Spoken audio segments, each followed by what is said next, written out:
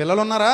పిల్లలకు కూడా ఒక వయసు వచ్చిన తర్వాత పనులు చెప్పాలి మనం. మా బంగారమే, మా బాబే, మా బుజ్జే అన్నాం అనుకో, ఇంకా తర్వాత నీకు బుజ్జి గజ్జై కూర్చుంటాడు చచ్చూరుకుంటా. తర్వాత మా బంగారమే అన్నప్పుడు మీ బంగారాన్ని ఎవరు సానబెడతారు? నువ్వే సానబెట్టాలి. పిల్లల్ని వాళ్ళకి మన పనులు ఏంటో చెప్పాలి. ఒక్కోసారి ఒరే ఓడుగు తల్లి, అమ్మ ఊడు తల్లి, చిపురు తీసుకో తల్లి, ఇల్లు ఎలా ఓడ్చాలో నేర్పించాలి కూతురికి. మరి అంతే, తప్పదు. ఒకసారి ఎలా తోమాలి, ఒకసారి ఎలా ఉతకాలి, ఒకసారి ఎలా దులపాలి, ఇవన్నీ పిల్లలకి మనం చిన్నప్పటి నుంచి అలవాటు చేయకపోతే వాళ్ళు అనుకుంటారు మేము పెద్ద పిఠాపురం జమీందారులు అనుకుంటారు. వాళ్ళ కాళ్ళ మీద వాళ్ళు నిలబడలేరు. రేపు పొద్దున కష్టం వస్తే తట్టుకోలేరు, బాధ వస్తే తట్టుకోలేరు, భయం వస్తే తట్టుకోలేరు, ఏ వచ్చినా తట్టుకోలేరు. ఎందుకు పనికిరాని వాళ్ళు అయిపోతారు. గాజు బొమ్మల్లాగా పడినా పగిలిపోతారు, గట్టిగా పట్టుకున్నా పగిలిపోతారు. అలా పగిలిపోయే బొమ్మలు కాదు మనకు కావాల్సింది. ఇనప ముక్కల్లాగా ఉండాలి, స్ట్రాంగ్ గా తయారవ్వాలి. తల్లిదండ్రులు పిల్లలకి శిక్షణ ఇవ్వాలి. అన్ని పనుల్లో తండ్రి తన పనుల్లో శిక్షణ ఇవ్వాలి. ఎండాకాలం సెలవులు వస్తున్నాయంటే ఇదిగో ఈ టైంకి పని చేసేసి ఆ తర్వాత నువ్వు ఆడుకోవడానికి పోతే పో. మన పిల్లలు మన బాధ్యతల్లో ఏం కావాలి? పాలి భాగస్తులు కావాలి. ఇంటికి డబ్బులు తెచ్చి పడేసుకోండి